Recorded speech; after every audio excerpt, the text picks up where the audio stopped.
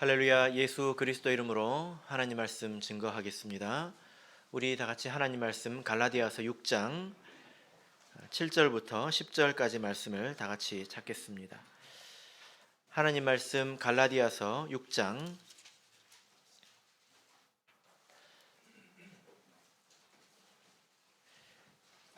7절부터 10절까지 우리 같이 읽도록 하겠습니다. 7절 시작. 스스로 속이지 말라. 하나님은 만홀히 여김을 받지 아니하시나니 사람이 무엇으로 심든지 그대로 거두리라. 자기의 육체를 위하여 심는 자는 육체로부터 썩어진 것을 거두고 성령을 위하여 심는 자는 성령으로부터 영생을 거두리라. 우리가 선을 행하되 낙심하지 말지니 피곤하지 아니하면 때가 이름에 거두리라. 그러므로 우리는 기회 있는 대로 모든 이에게 착한 일을 하되 더욱 믿음의 가정들에게 할지니라. 아멘. 네, 오늘 이 시간은 때가 이름에 거두리라 라는 제목으로 하나님 말씀을 증거하겠습니다. 사단의 나라에서 토론회가 열렸다고 합니다. 그 토론회의 주제가 뭐였냐면 어떤 무기로 이 성도들을 효과적으로 제압할 수 있는가, 무너뜨릴 수 있는가 였습니다. 어떤 귀신이 손을 들고 말했는데요. 핍박을 하겠습니다. 그러니까 대번의 반대편에서 어떤 귀신이 또 손을 들었습니다. 내가 그렇게 해봤더니 성도들이 더 간절해지던데요. 그리고 또 어떤 귀신이 손을 들어서 유혹을 해보면 어떨까요? 그랬더니 또 반대편에서 손을 들더니 한 번 해봤더니 한 번은 잘 넘어가는데 두 번째부터는 안 넘어가더라. 계속 머리가 아파지더라. 세 번째는 또 어떤 귀신이 손을 들었습니다. 성도로 하여금 실패하게 하겠습니다. 그러니까 뭐라고 그러냐면 성도가 실패하더니 안 가던 교회를 나가고 회개하고 그러더라. 이 토론이 복잡해졌습니다. 결국에 이 토론이 끝날 때 어떤 하나의 의견이 이제 만장일치로 통과가 되었는데요. 그 내용이 뭐였을까요? 이 성도들을 낙심하게 하자라는 것이었습니다. 그래서 의욕을 갖지 못하게 하자, 소망이 크면 클수록 더 낙담하게 하자라는 것이었습니다. 여러분 이런 이야기가 있죠. 동남아에서 코끼리를 이렇게 길들일 때 어떻게 길들인다 이런 이야기를 들어보신 적 있습니까? 예, 이 코끼리를 야생에서 이렇게 잡으면 아주 뿌리 깊은 절대로 흔들리지 않는 나무에다가 쇠사슬로 발을 묶어둔다고 합니다. 그러면 이게 코끼리가 아무리 힘이 세다고 한들 쇠사슬을 끊겠습니까? 아니면 뿌리 깊은 나무를 뽑겠습니까? 탈진하도록 자기 다리에 상처가 생기도록 끌어당겨봐도 안 되거든요. 그러면 이제 포기를 해버립니다. 그럼 이후에 사람들이 어떻게 하냐면 발에다가 줄을 매달아서 그냥 말뚝을 그냥 박아 놓는다고 합니다. 그러면 코끼리가 이렇게 세게 잡아당기면 금방 빠질 수 있잖아요. 그런데 그렇지 않대요. 코끼리가 다리에 팽팽한 느낌만 전해져 오면 안 되는구나 하고 포기를 해버린다고 합니다. 그래서 이런 의욕이 상실돼 버리고 낙심이 마음을 지배해 버리면 이렇게 어딘가에 지배받고 산다라는 이야기가 있죠. 우리가 하나님 말씀을 많이 배우는 것이 굉장히 중요합니다. 그런데 많이 배우는 것도 중요하지만 우리가 기억해야 되는 것이 뭐냐면 산이 높으면 골짜기도 깊다는 것을 알아야 합니다. 이게 무슨 말일까요? 내가 바라는 것이 많으면 많을수록 낙심도 많이 찾아올 수 있다는 것입니다. 그런데 내가 아는 대로 또 내가 원하는 대로 잘 되지 않았을 때 낙심하게 되면 우리가 스스로 의심하게 되죠. 내가 뭘 잘못 알았나? 나는 해도 안 되는 사람인가? 그래서 결국 눈빛이 변해버립니다. 눈빛이 변해가지고요. 그 눈에서 기대를 찾아볼 수 없고 소망을 찾아볼 수가 없습니다. 그러면 이 눈빛이 죽어버린, 변해버린 사람이라면 제 아무리 코끼리가 아니라 사자와 같은 맹수를 할지라도 하나도 두렵지 않겠지요. 그죠? 우리가 그렇게 변해버릴 수 있다라는 것입니다. 오늘 본문 9절 말씀을 보시면 낙심하지 말라라고 바울 사도가 권면을 하고 있습니다. 왜 이런 권면이 필요할까요? 우리 믿음 가운데 낙심이라는 것이 있기 때문이겠죠? 그죠? 예. 우리 믿음 안에 낙심이라는 것이 있다는 겁니다. 사실 우리가 그 바울 사도의 일생을 생각해 보면 바울만큼 낙심을 많이 할 만한 그런 사람이 또 있을까요? 우리가 바울은 무조건 훌륭한 인물이다 이렇게 생각을 하지요. 그런데 바울의 인생을 한번 여러분 되짚어 보시길 바랍니다. 바울 사도가 다메섹에서 빛을 보지 않았습니까? 그리고 거기서 회심했지요. 바울 사도는 즉시 예수가 그리스도라고 전파했습니다. 목숨을 걸고 전파를 했는데 어떻게 됐을까요? 다메섹이 시끄러워졌습니다. 그래가지고 유대인들에게도 환영받지 못하고 또 자기 성도들에게도 환영받지 못하고 결국 아주 초라한 모습으로 다메섹을 떠나게 됐습니다. 어떻게 떠나게 된지 아십니까? 정문으로 못 나왔어요. 정문으로 못 나오고 광주리에 대롱대롱 매달려 가지고 한번 생각해 보십시오. 뭐 얼마나 큰 광주리였겠습니까? 거기 밧줄을 붙들고 이렇게 내려오는 바울 사도를 한번 생각해 보십시오. 그리고 바울 사도가 예루살렘에 가지 않았습니까? 거기서 목숨을 걸고 자기가 가지고 있는 예수 그리스도의 복음에 대해서 전했습니다. 근데 죽을 일만 생기는 거예요. 그리고 교회 성도들도 바울 사도를 볼 때 저래야 돼. 믿음은 저래야지 이러는 게 아니라 성가시게 여겼습니다. 왜 저래? 해가지고 그 결과가 뭔지 아십니까? 바울 사도를 다소로 보내버렸습니다. 다소가 어딥니까? 바울 사도의 집이죠. 집으로 보내버렸어요. 나는 바울 사도의 입장에서 나는 내가 알고 있는 대로 목숨을 바쳐서 사랑하는 이 우리의 형제 자매를 위해서 복음을 전한 것인데 돌아온 것은 뭡니까? 성가시하는 마음들, 또 죽이려고 하는 그런 것들이지 않습니까? 그렇게 바울 사도가 10년을 지났습니다. 10년이 작은 세월이 아니잖아요. 그 끓는 가슴을 안고 10년을 살았다니까요.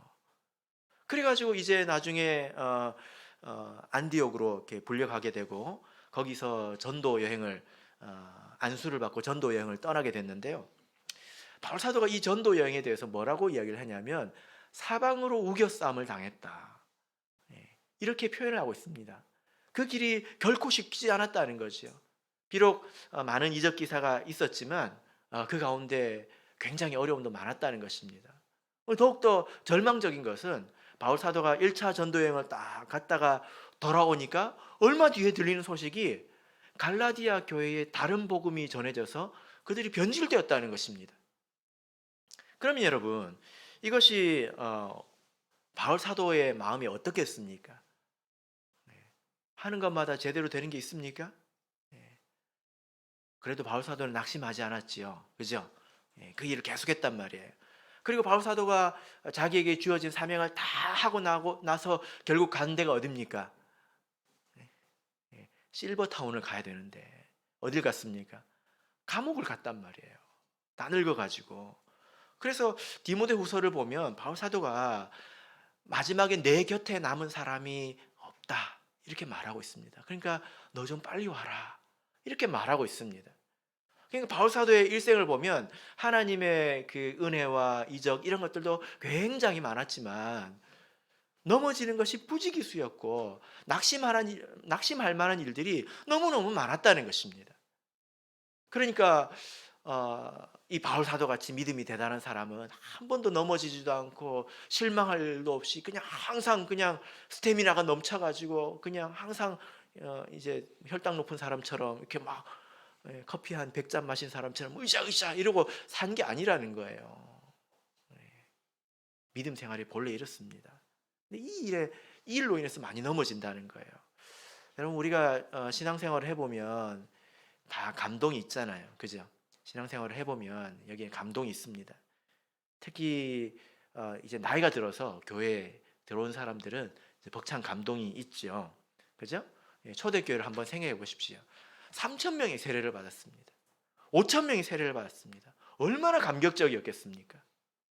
예, 세례를 받을 때 막 물이 피로 변하는 환상이 있고 또 몇십 명씩 성령을 받으면서 거기가 뜨겁게 달아오르고 그러면 어떤 생각도 드냐면 그 분위기에 취해 가지고요. 야, 여기가 천국이구나. 이 사람들은 정말 날개만 없지 다 천사 아니야? 이런 생각을 하게 됩니다. 그리고 나는 곧 죽어도 좋다. 이런 생각도 하게 됩니다.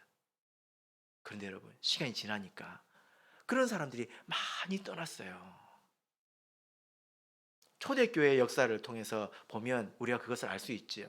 또 우리 교회 참예수 교회의 역사를 보더라도 많이 떠났다는 것을 알 수 있습니다. 왜 그랬을까요? 이 산이 높으면 골이 깊다는 것을 생각지 않았다는 거예요. 내가 아는 것으로 또 내가 행하는 것으로 전부라고 생각했기 때문입니다. 낙심이라는 게 있다는 거예요. 또 우리 가정에서 또 우리 사역의 현장에서 하나님 뜻대로 한다고 했는데 또 낙심할 만한 일들이 여러분 얼마나 많습니까? 그렇지 않습니까? 네. 그래서 참 제가 이렇게 저도 그런 일들을 겪지만 또 우리 동역자 성도님들을 보면 때로 이런 게 느껴집니다. 자포자기한 것 같은 게 좀 느껴져요. 자포자기한 것. 옳은 말씀을 듣는데 말씀을 들으면서 처음에는 기뻐했거든요.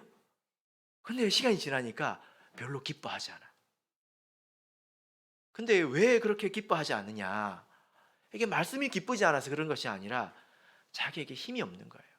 이미 쌓여진 숙제가 너무 많고 또 그런 일을 행하기에 내가 너무 지쳐 있다고 생각을 하는 것입니다. 그래서 그 말씀을 드릴 때 예수님 압니다. 알아요. 그런데 힘들어서 못 하겠어요. 예수님 나 너무 지쳤어요. 네, 이제 그런 것을 제가 느낄 때가 있습니다. 혹시 여러분은 이렇게 낙심해 계시지는 않습니까? 자, 이 바울 사도는요, 낙심에서 일어나는 일에 또한 달인이죠. 그죠? 예, 오늘 바울 사도의 권면을 한번 들어보도록 하겠습니다. 자, 우리 7절 같이 읽겠습니다. 갈라디아서 6장 7절 읽겠습니다. 시작. 스스로 속이지 말라. 하나님은 만홀히 여김을 받지 아니하시나니 사람이 무엇으로 심든지 그대로 거두리라. 아멘. 자, 여기 보면 바울 사도가 뭐라고 말합니까? 스스로 속이지 말라 이렇게 말하고 있죠. 이게 말이 좀 어려운 말인데요. 그냥 속지 마라 이 뜻입니다. 성도들아 속지 마라. 예, 이런 뜻입니다. 속지 마라라는 말이 무슨 뜻이겠습니까? 이것은 눈에 보이는 이런저런 상황을 보고 마치 하나님이 없는 것 같은 그런 상황을 보고 보이는 것을 믿지 말라는 것입니다. 우리는 보이지 않는 하나님을 믿고 또 그 하나님의 약속의 말씀을 믿어야 되겠죠. 그죠? 속지 마라고 하는 것은 눈에 보이는 것이 딱 그렇게 보이기 때문에 그것을 보고 믿지 말라는 거예요. 그래서 여러분 의심도 믿음이에요. 눈에 보이는 것을 보고 믿는 것을 의심이라고 하고요. 눈에 보이지 않는 것을 보고 믿는 것을 믿음이라고 합니다. 여러분이 하나님을 믿지 않습니까? 그죠? 하나님을 믿지 않습니까? 근데 하나님이 그렇게 어설픈 분이 아닙니다. 하나님이 그렇게 내가 못 믿을 정도로 어설픈 그런 분이 아니라는 거예요. 어떤 그 어설픈 경찰이 제가 이런 장면을 봤는데요. 음주 단속을 하지 않습니까? 그럼 여러분 음주 단속을 어디서 해야 됩니까?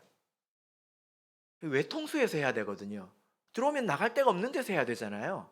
근데 이 어설픈 경찰관이 허술하게 하는데 저기서 운전하고 오던 사람이 술을 마셔 딱 오면서 경찰이 보이잖아요.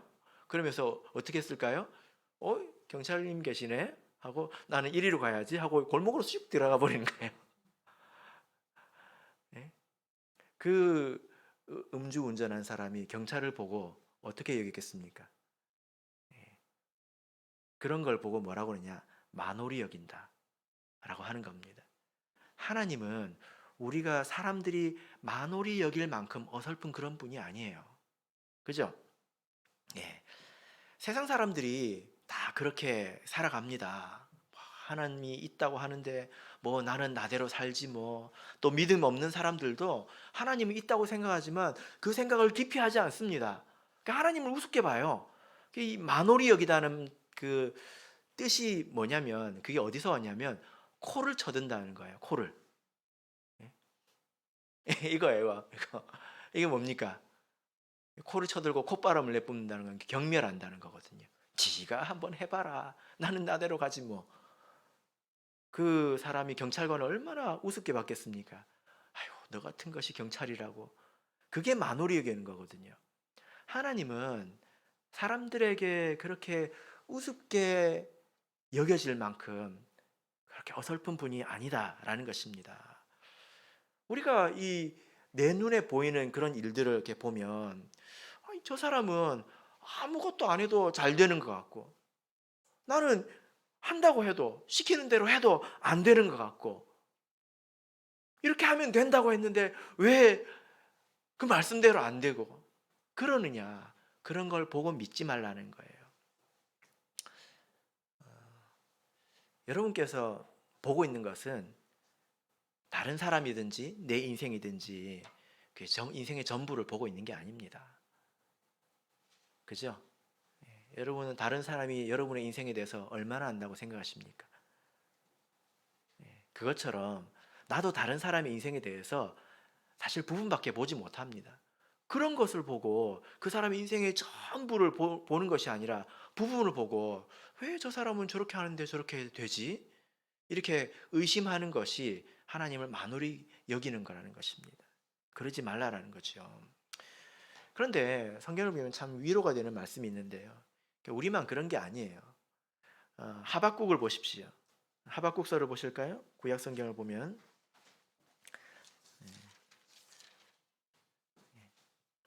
1장 2절을 보시면 하박국 1장 2절 우리 같이 읽어보겠습니다. 시작. 여호와여 내가 부르짖어도 주께서 듣지 아니하시니 어느 때까지리까 내가 강포를 인하여 외쳐도 주께서 구원치 아니하시나이다. 예. 여러분 하박국 직업이 뭡니까? 선지자 아닙니까? 선지자가 지금 어떤 상태예요? 예? 명색이 선지자면 신도들한테 백성들한테 낙심하지 말라고 가르쳐야 될 사람 아닙니까? 그래요 안 그래요? 그죠? 근데 이 선지자가 지금 뭐라고 하고 있습니까? 낙담해가지고 지금 코가 빠져가지고 뭐라고 말하고 있습니까? 하나님 내가 어떻게 이렇게 부르짖는데도 하나님 들어주시지 않습니까? 하고 이렇게 하나님 앞에서 낙심해 있지 않습니까? 그러니까 우리가 사는 이 세상이나 인생이 이럴 수 있다는 거예요. 선지자도 속상해서 속아 넘어가고 있지 않습니까? 이것이 세상이고 이것이 인간의 연약함이기도 합니다. 그러나 우리가 낙심해서는 안 되겠죠. 여러분 이렇게 생각하십시오. 내가 보는 게 다가 아니라는 거예요. 하나님 말씀대로 됩니다. 문제가 있는 사람은 문제 있는 삶을 살게 되고요. 그 결과도 문제 있는 결과를 얻게 됩니다. 그걸 보고 믿으면 안 돼요. 내가 다른 사람 인생을 얼마나 압니까? 정말 단편적인 사실만 하나 보고 그 사람 인생을 전부 판단하잖아요. 그죠? 사람들은 한 사람 인생에 대해서 차만 보고 판단합니다. 잘 사네. 차 보고.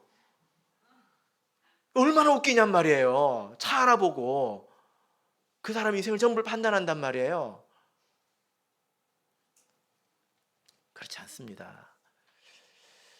우리가 이렇게 어떤 형편에 있는지 하나님께서 모르시는 게 아니에요. 우리가 하박국서를 봐도 하나님께서 이미 다 아시고 이미 더 분노하고 계시고 그런 것을 알 수 있죠.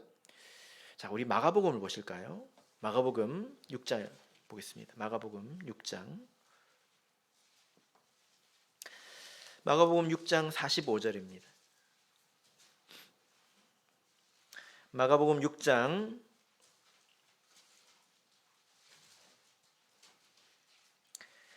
45절부터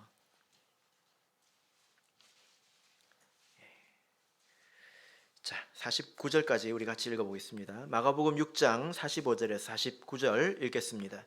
시작.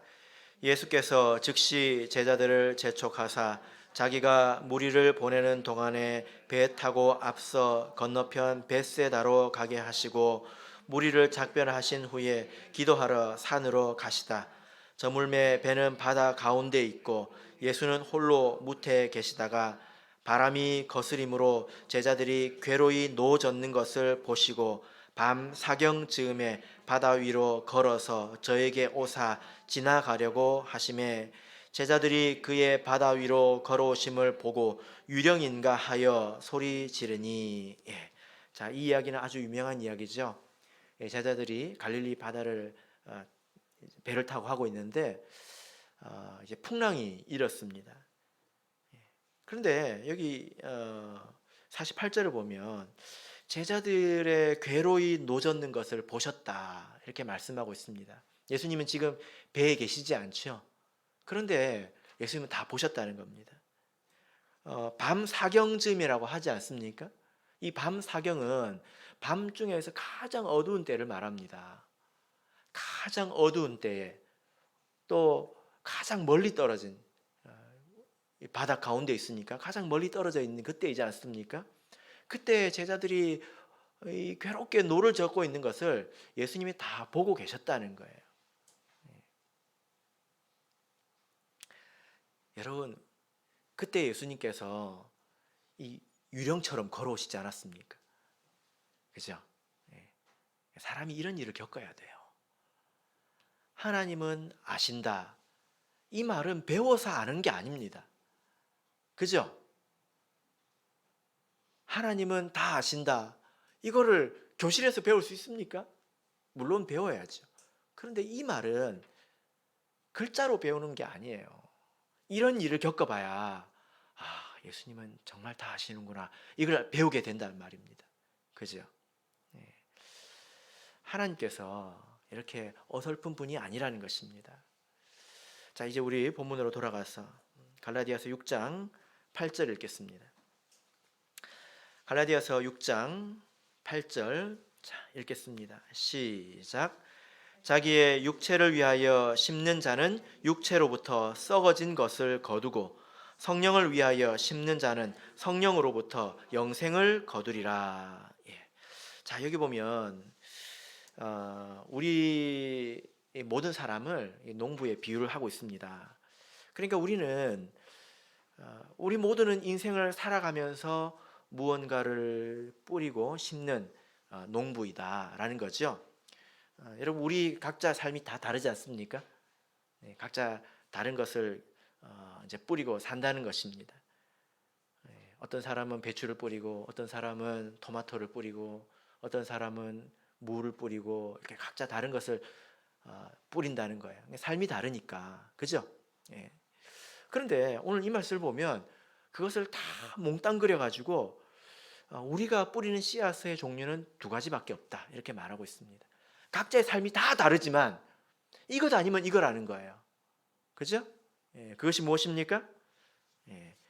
육체를 위하여 심는 것, 또 성령을 위하여 심는 것, 이 둘 중에 하나다라는 것입니다. 육체를 위하여 심는다는 것은 내 육체의 만족을 위해서 뭘 한다는 거죠. 그죠? 내 육체의 만족을 위해서 뭘 한다는 것입니다. 성령을 위하여 심는 것은 내 영혼의 잘됨을 위해서, 또 하나님을 위해서 뭘 하는 것을 말합니다. 내가 하는 일은 다 이 두 가지 일로 구분할 수 있다는 거예요. 양분할 수 있다는 것입니다. 그러니까 우리가 잘 구분해야 되겠죠? 내가 무엇을 하면서 사는지 잘 구분을 해야 될 것입니다. 사실 육체를 위하여 심는 자를 위해서 낙심하지 마라 이런 말씀을 하신 건 아니겠죠? 그죠? 예. 그런 사람은 낙심을 하지 마라 이런 말씀을 듣는 게 아니라 회개해라 이런 이야기를 들어야 되겠죠. 여러분 그러면 제가 문제를 내보겠습니다. 이것은 육체를 위하여 뿌리는 건지 성령을 위하여 뿌리는 건지 여러분 한번 답을 해보시길 바랍니다. 자, 첫 번째, 게임에 빠져서 하는 것, 육체입니까 성령입니까? 너무 어렵다고 생각되십니까? 예. 말씀을 읽고 기도하는 것, 성령, 그죠? 이런 것들은 분명한 것입니다. 그죠? 이렇게 우리 삶을 보면 분명한 것들이 있어요. 야, 이건 이거고, 이건 저거구나. 분명한 것들이 있습니다. 그런데 또 문제를 내볼게요. 직장 생활을 하는 것, 이건 뭡니까? 뭐예요? 예? 육체예요? 직장 생활 하시는 분은 다 회개해야 됩니까? 학생들이 공부하는 것, 예? 이걸 뭐라고 말할 수 있나요? 없죠. 이거는 뭐라고 말할 수 있는 게 아니에요. 이것은 더 섬세히 잘 살펴야 되는 것입니다.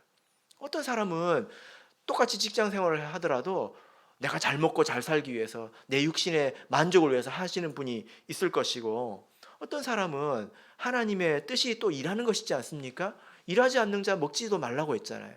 그래서 우리가 이래서 마땅히 가정을 부양을 해야 되고 또 거기서 나오는 힘으로 또 하나님을 섬겨야 되지 않겠습니까?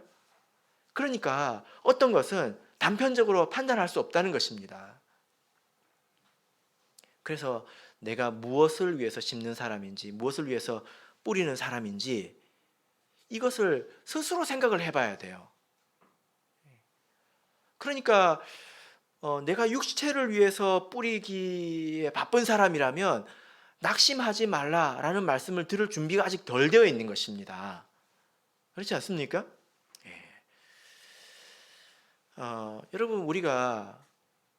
여러분 한번 일주일을 놓고 계산을 해보십시오. 하루가 24시간이고요. 일주일이 7일이지 않습니까? 그럼 총 몇 시간입니까? 하여튼 100시간이 넘죠. 여러분이 일주일 가운데서 교회에 있는 시간은 몇 시간입니까? 20시간이 넘어가시는 분 있습니까? 10시간이 넘어가시는 분 계십니까? 안식일을 잘 보내면 10시간이 넘어갈 수도 있죠. 그런데 그러니까 우리가 교회에서 보내는 이 시간은 굉장히 일부예요. 우리 삶에서 아주 일부입니다. 3분의 1, 4분의 1도 되지 않습니다. 나머지 인생의 시간에서 나는 도대체 무엇을 하면서 사는 사람이냐, 이것을 먼저 생각해야지 그냥 앞도 뒤도 없이 이 말씀을 읽고 위로부터 받으려고 그러면 안 된다는 거예요. 육체를 위해서 뿌리려고 하는 사람이 잘 안 되거든요. 주식도 잘 안 되고 아파트도 잘 안 하고, 왜 나는 하는 것마다 안 될까? 이 말씀을 듣고 낙심하지 말아야 돼. 땡! 아닙니다. 그런 사람들에게 주시는 말씀이 아니죠. 육체를 위해서 뿌린 사람도 거두는 게 없지 않아요. 거두는 게 있습니다. 그렇지 않습니까? 여기 거두는 게 있다고 하고 있죠. 육체를 위하여 심는 자는 육체로부터 썩어진 것을 거둔다는 거예요. 근데 그게 어떤 것을 거둡니까? 썩는 것을 거둔다는 것입니다. 시간이 지나면 값어치가 떨어지는 것, 그죠? 여러분, 돈도 썩는 것입니다. 아십니까? 여러분이 젊었을 때 쓰는 돈하고 나이가 많이 들어서 쓰는 돈하고 그 가치가 달라요. 나이가 많이 들면요, 손주 용돈 주는 것밖에 못해. 그러죠. 그 돈의 활용 가치 이런 것들이 점점 줄어들게 되고, 그것도 죽으면 다 놓고 가야 되죠. 그래서 썩는 것이라고 이야기한 것입니다. 그래서 제가 아주 재밌는 화가를 봤는데, 이 사람이 어디에다가 그림을 그리냐면요, 얼음 위에 그림을 그립니다. 근데 특별히 어떤 얼음 위에 그림을 그리냐면, 저기 북극에 가면 빙하가 이렇게 조각조각 떨어져서 이렇게 내려오잖아요. 막 그 뭐 우리 교회만한 뭐 덩어리도 있을 것이고 뭐 반만한 덩어리도 있을 것이고 그렇잖아요. 그 위에다 그림을 그려요. 보트를 타고 올라가 가지고 그림을 그려요. 그 하늘에 사진을 찍습니다. 이뻐요. 근데 시간이 지나면 어떻게 될까요? 이게 점점 녹잖아요. 그럼 그 그림이 흉하게 돼요. 그것도 찍어서 보여줘요. 근데 그게 계속 떠돌아다닙니까? 나중에 어떻게 됩니까? 결국 녹아서 물이 되잖아요. 이제 그게 그 사람의 일이에요. 왜 이렇게 아름다운 그림을 얼음 위에다 그릴까? 무슨 메시지일까요? 인간들아, 욕심 좀 그만 부려라. 이거죠. 그죠? 돈이고, 명예고, 권세고, 건강이고, 다 이와 같은 것입니다. 다 녹아져서 다 흉하게 되고요. 다 썩어가는 것입니다. 그냥 세상 사람들은 이, 이 썩어질 것을 얻으려고, 그리고 이것이 시간이 지나면 녹는다는 것을 아니까 녹아지기 전에 빨리 재밌게 누리려고 미친 듯이 재미나게 살려고 노력하잖아요. 이 세상 사람들이라는 것입니다.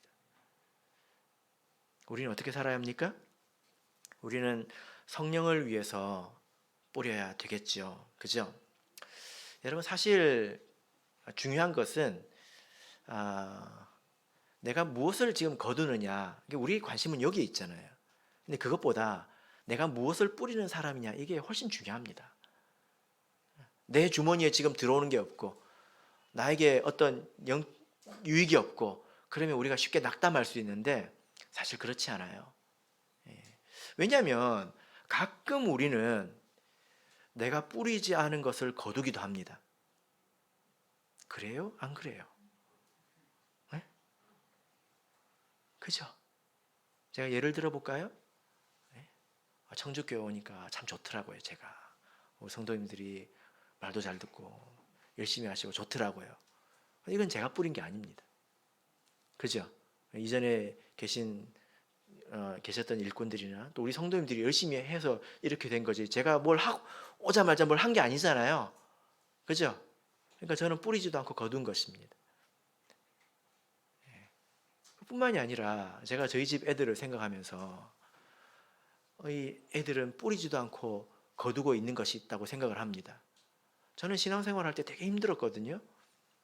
영은회를 한번 가려고 하면 도대체 이번에는 무슨 이야기를 해야 될까?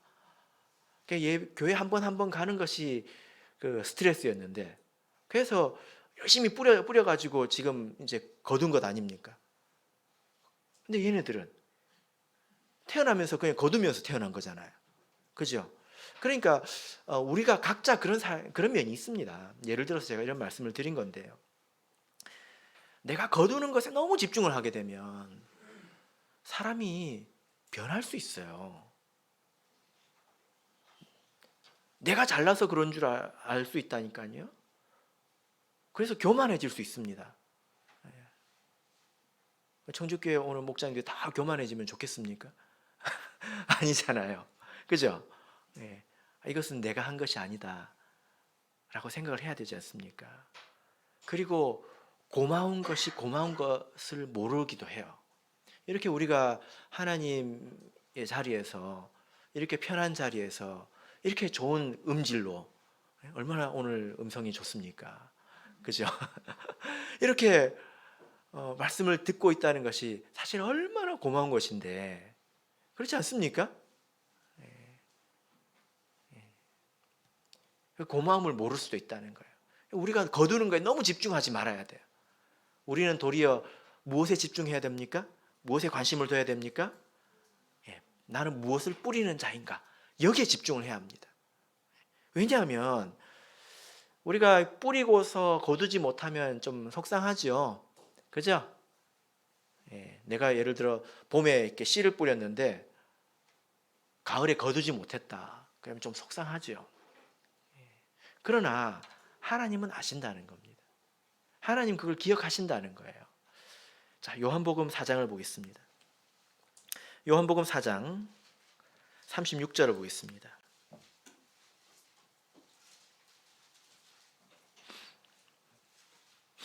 요한복음 4장 36절 자, 우리 같이 읽겠습니다. 시작.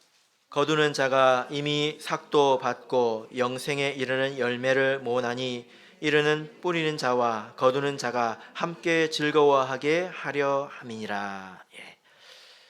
이 세상의 법칙은 어떤 사람들이 잔뜩 뿌려놓고 죽어버리면 그만이에요. 거두는 사람이 땡 잡는 거죠. 그 영적인 세계는 그렇지 않습니다. 영적인 세계에서는 하나님께서 뿌리는 자의 수고를 기억하십니다. 그래서 여기서 보면 그것을 거둘 때에 뿌리는 자와 거두는 자가 함께 즐거워한다. 그러니까 뿌리는 자하고 거두는 자가 다를 수 있다는 거예요. 그죠? 하나님께서 이렇게 기억하시기 때문에 우리가 이렇게 살아야 된다는 것입니다. 여러분, 우리의 삶이 언제 어디서 멈출지 모르잖아요.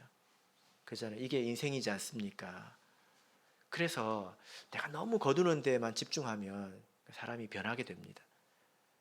나는 무엇을 뿌리고 있는가? 바른 것을 뿌리고 있는가? 그것을 하나님께서 아신다는 거예요. 그리고 그대로 하나님께서 우리에게 주신다는 것입니다. 그것이 영적인 세계의 법칙이라는 거예요. 자, 우리 9절을 읽겠습니다. 갈라디아서 6장 9절. 자, 읽겠습니다. 시작. 우리가 선을 행하되 낙심하지 말지니 피곤하지 아니하면 때가 이름에 거두리라. 예. 바울 사도가 하는 말이 뭐냐면은 이렇게 심고 나서 거두는 데는 때가 있다는 것입니다. 그죠? 다 성취되는 데는, 이루어지는 데는 때가 있다는 것입니다. 우리가 지난 시간에도 전도서 3장 말씀을 찾아봤는데 오늘도 한번 보겠습니다. 전도서 3장 1절에서 3절, 전도서 3장 1절에서 3절, 자, 우리 같이 읽겠습니다. 시작. 천하의 범사가 기한이 있고 모든 목적이 이룰 때가 있나니 날 때가 있고 죽을 때가 있으며 심을 때가 있고 심은 것을 뽑을 때가 있으며 죽일 때가 있고 치료시킬 때가 있으며 헐 때가 있고 세울 때가 있으며. 예. 이 세상 모든 일에 다 때가 있다, 이렇게 말씀을 하고 있습니다. 그래서 우리 선한 목적을 가지고 사는 우리 성도님들께서 이 말씀을 배우고 다 때가 있는 것이구나 이렇게 생각을 하고 나서 그러면 때가 되면 되겠네? 라고 생각하시는 것 어떻습니까? 때가 되면 되겠네요? 혹은 헛힘 쓰지 말고 때가 되면 해야지, 때가 다 돼서 해야지 라고 생각했다면 이것은 옳은 것일까요? 뭔가 마음에는 안 들죠?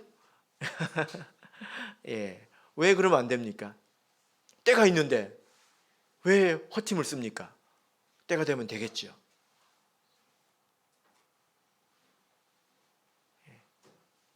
이게 무슨 말과 같냐면요,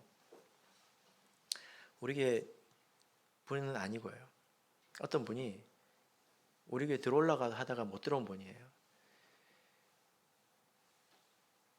죽기 전에 나는 꼭 세례받을 거다. 정말로 장담을 했습니다. 꼭 참예수교에서 세례를 받을 거다. 진심이었어요. 뭐가 문제입니까? 언제 죽을지 어떻게 알아요? 그래 안 그래요? 제가 알기로 그분이 급사하신 걸로 알고 있습니다. 그래서 기회를 얻지 못하고 돌아가셨어요. 그러니까 이게 참 어리석은 거지 않습니까? 그죠? 가장 중요한 것을 두고 게으름을 부리고 모험을 한 거잖아요. 그렇게 사는 것이 지혜로운 게 아닙니다. 우리는 때를 모릅니다. 그러니까 때가 이를 때까지 해야 된다는 거예요. 그리고 하나님이 때라는 것도 우리의 열심, 우리의 실천, 이것을 전제로 한 것이지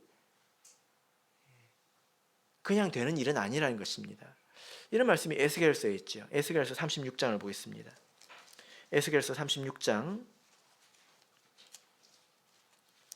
37절을 보겠습니다. 에스겔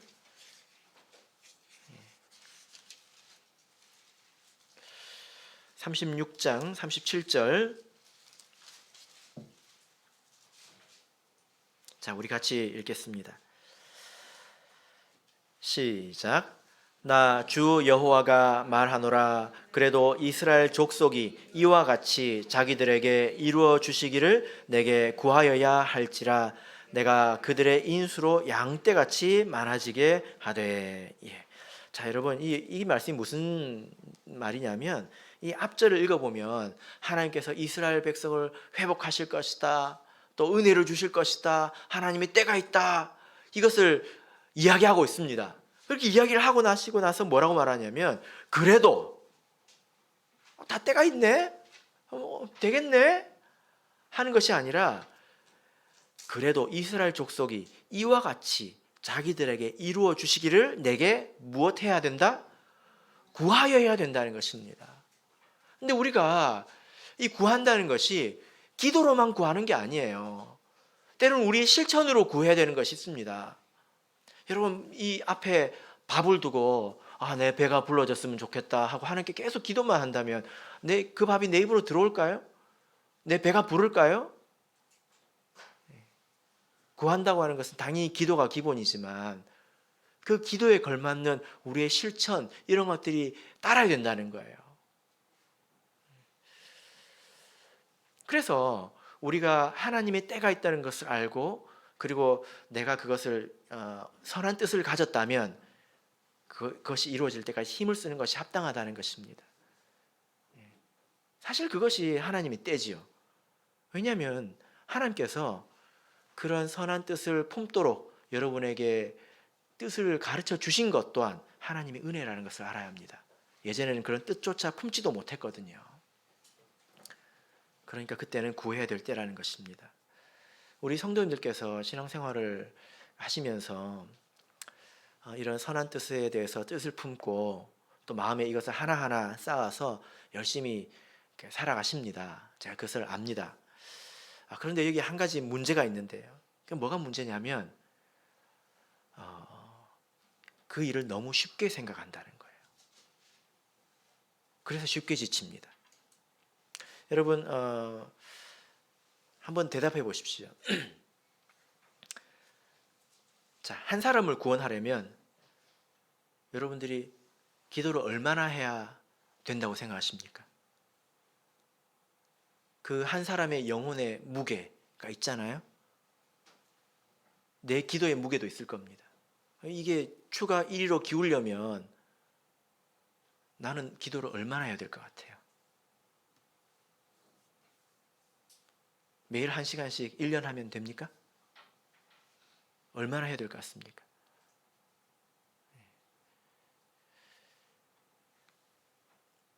우리가 좀 정신을 차리고 생각을 해보면요, 우리가 추구하는 이 일들이 하나도 가벼운 일이 없습니다. 그죠? 한 사람을 구원하는 일이 천하보다 귀한 것을 우리가 소유하는 일이지 않습니까?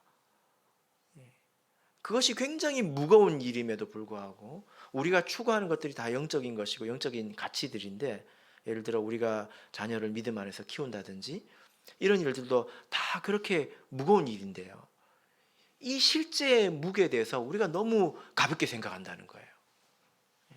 어떤 분들이 뭐라고 이야기하시냐면, 한번 생각을 해보십시오. 우리 애들 내가 어렸을 때 교회 잘 데리고 왔는데 왜 지금은 믿음을 안 가지냐, 교회를 안 오려고 하냐.